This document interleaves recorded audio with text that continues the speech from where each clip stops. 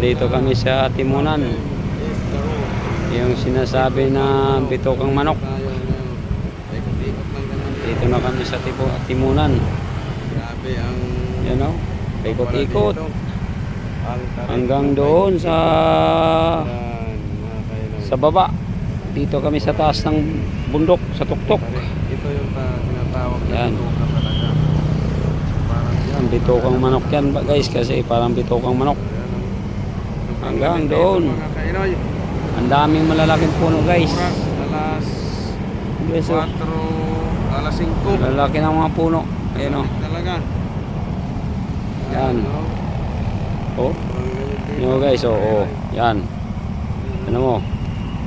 Hanggang sa lumiliit na yung sasakyan doon sa baba. Sa sobrang lalim. Yan o. Yan, mula doon sa tuktok yan. Tuktok po, ayan o. Ano mo? Bituka ng manok. Yan o. Hindi kami sa bituka ng sawa. Ayan o. Bituka ng sawa. Yan guys. Yan.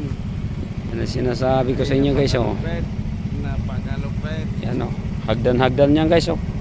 Bituka ng sawa. Ito ang tinatawag na bituka Yan. ng sawa. Grabe no.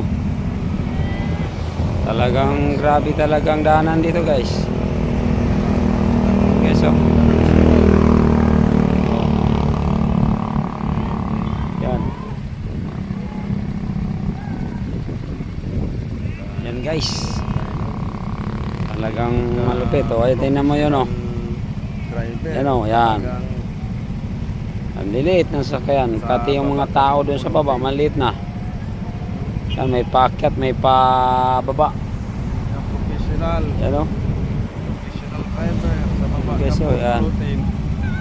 Talagang malupit dito. Kaya dito pinagbabawal yung malalaking sasakyan guys. Maraming pinagbabawal na technique dito. Kainoy. Yan o. Ayun si Kainoy o. Oh, may stuck up na. Yes o. Oh.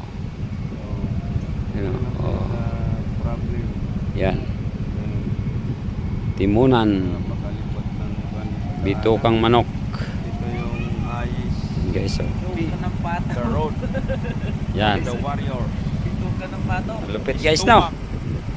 Dito pag hindi ka professional driver guys, mangamba ka. Kasi palusong. Iikot ka doon, iikot o, ayan o, ikot. Hanggang sa makababa ka guys. Ayan. O, di ba? O. Only the Philippines lang yan guys. O. Yan, good. Thank you guys.